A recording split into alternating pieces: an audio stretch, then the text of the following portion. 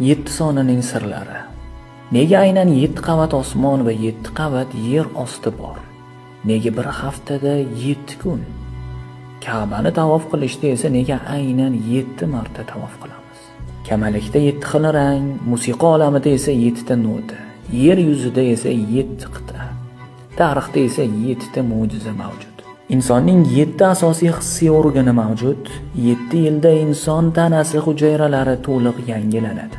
Maktabga ham bolalar nega aynan 7 yoshda boshlaydilar?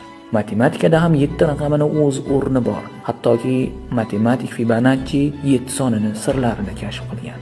Xristianlar va yahudiylarda Xudo dunyoni 6-kunda yaratib, 7-kuni dam olgan. Hattoki Gitler ham 7 raqamiga mukkasidan ketgan ediki, uni omad keltiradi deb ishonardi. Bugun ham mashina raqamlarida 7 raqam ishtirok etganlar eng qimmat